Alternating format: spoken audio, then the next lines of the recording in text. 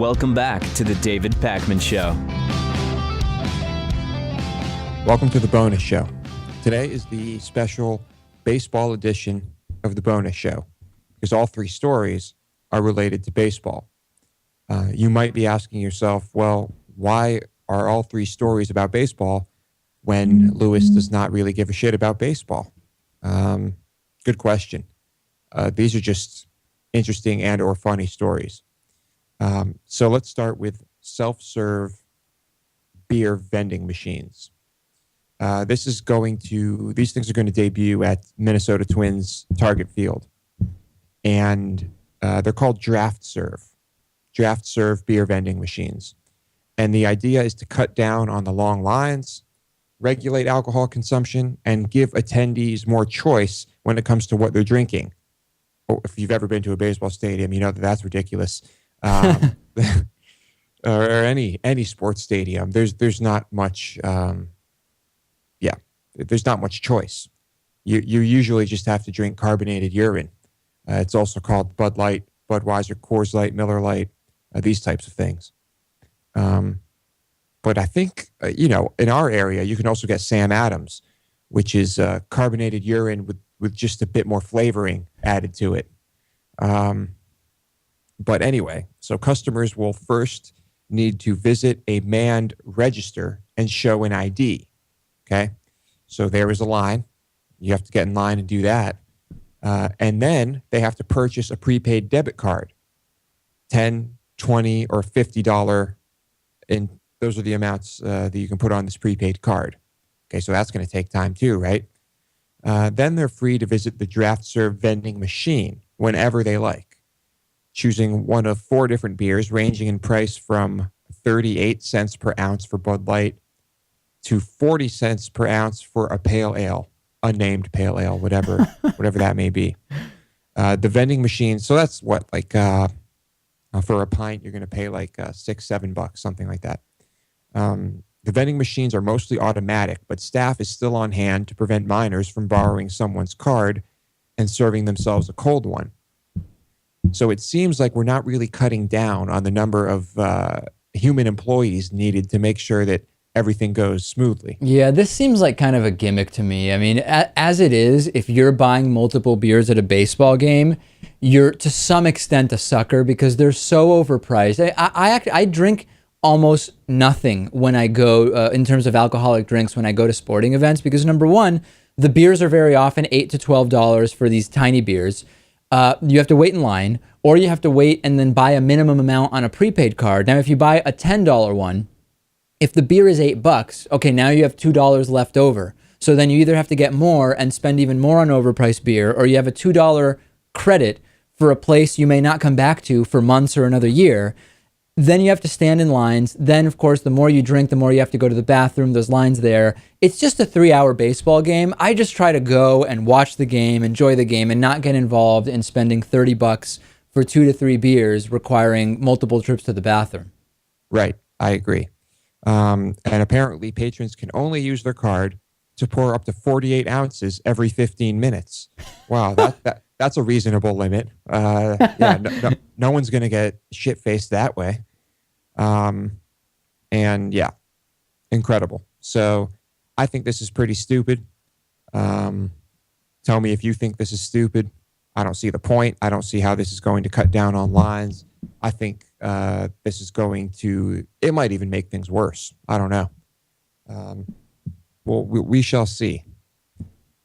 Pretty stupid. All right, here's something else that's pretty incredible.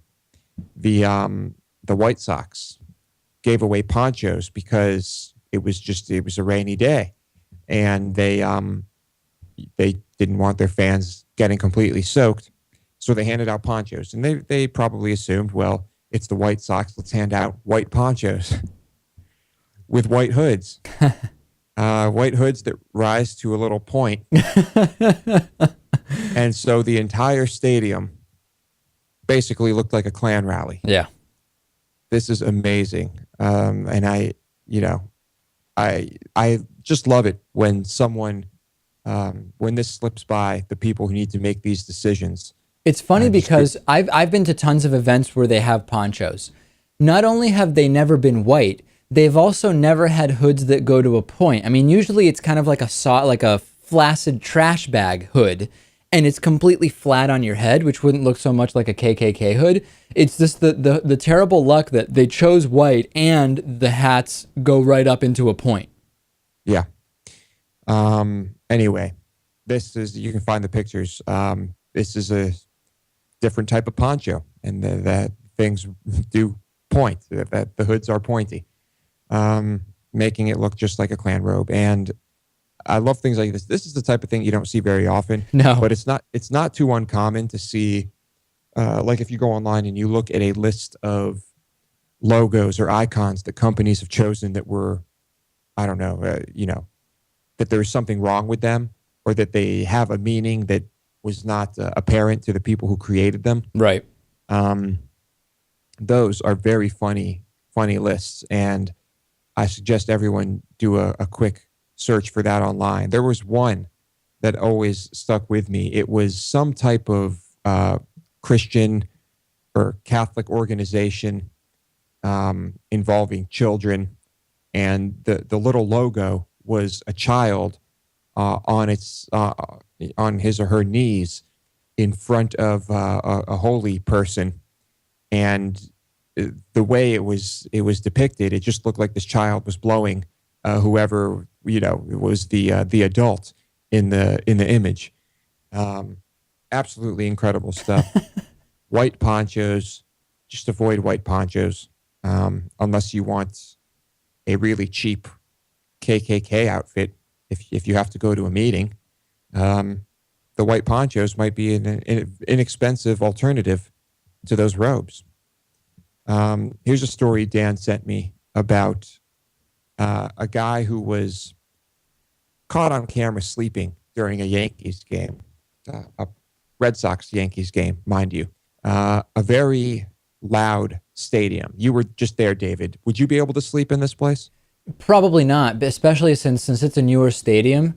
It's not just like a huge loudspeaker that's really far away that plays the music and the announcements. They actually have speakers throughout the stadium, so it's uniformly loud pretty much everywhere.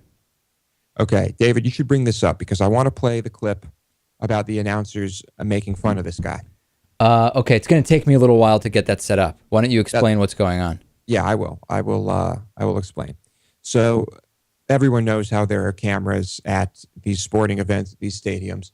And often when there's downtime in the game or breaks, these cameras focus on people who are around the stadium, fans watching. And the cameras caught one guy who was sleeping in the middle of this game. And the still image I have right here, it's the top of the fourth, and the score is 2-1, and this guy is just sleeping, surrounded by people. He's completely out. Okay, there was no waking this guy. All right, I've got it ready if we want to listen to it. All right, hold on. Let me go into this first. This man, the announcers made fun of him, and I guess other people made fun of him. I don't know. He's suing for $10 million due to emotional distress. His name is Andrew Rector. He's 26. He can, his lawsuit contends that he was subjected to an unending verbal crusade by the ESPN announcers. They called him oblivious, which I guess you are when you're asleep. He was literally oblivious to what was taking place in the game because he was sleeping. He alleges that he was defamed by comments portraying him as a fatty cow that needs 2 seats, although those words were never said, and a confused, disgusted, and socially bankrupt individual. They also point out here that he still lists the Yankees as one of his 3 favorite teams on his Facebook page. So he is suing ESPN and MLB, the MLB. So let's play the clip, and everyone can tell me if they think that that he was insulted here. All right, here we go. Live streaming sports service celebrating 12 years. This guy's oblivious to how good it is. Join the millions of subscribers, maybe even this guy. Watch every out-of-market game live in true HD on over 400 devices. Visit MLB.tv for details. Sometimes you have to turn it off and get some sleep. It's not the place you come to sleep. Tell you what, though, how comfortable is that? Probably won't have any neck problems tomorrow. I mean, is that guy to his left his buddy who's just letting him sleep, or is he here alone? What's the deal with this guy? Maybe that's his buddy, and he likes him a lot better when he's asleep. I think the other guy's really more concerned with the food and the game. And chicken fingers are a special item at the ballpark. And why share? Get him when he's asleep so he won't ask for one. We got to see how long this guy's out for. You don't think he can sleep? It's only the fourth inning. You don't think he can sleep through? Did he sleep through the Beltran homer? I mean, 45,000 people stand up and cheer, and he sleeps through it. You think it'd be tough to, but he seemed comfortable. It didn't look like he just started to sleep. Not a cousin, not a relative. Greg Gibson, the home plate umpire. Okay, I don't think I see a lawsuit in there, Lewis. I'm telling you. Yeah, I think it's pretty harmless. I think clearly they made fun of him, but I think it was done tastefully, and it was funny. And how could you not? How could you not make fun of him? Look at this guy. Everyone needs to look this up. Yeah. He's completely asleep with his head sideways at a Yankees game with, like they said, 45,000 people. Nothing really harmful was said. I don't know. I don't think I see any kind of lawsuit in this thing. Is there any update on whether this is being taken seriously by any actual court? Well, I don't know. I don't know if this is being taken seriously. We'll have to wait and see. I would assume probably not. It seems like this is just a cash grab. If you think, let's do it this way, Lewis. I assume most of the audience will think there is no lawsuit here. If you believe there is a legitimate lawsuit here, write Lewis at davidpakman.com, LOUIS at davidpakman.com. Tell him exactly why you think there's a lawsuit, and we will discuss that on the air. We will see how many people think that there is, because I would be shocked if more than a couple of people think so. Yeah, well, he would have to essentially prove that those comments made somehow, affected his life in an adverse way, caused him, severe emotional distress, job-related problems. And that the punitive damages would be worth $10 million. $10 million. Yeah, fucking right. What a loser. See, now, Lewis, you're now going into actually insulting the guy, which may be more grounds for a lawsuit. Well, I doubt he's a David Pakman Show member, and I doubt any members are friends with this guy. So I'm going to take my chances and call this guy an idiot, not because he was sleeping at the game, because of the lawsuit. Tell me if you agree.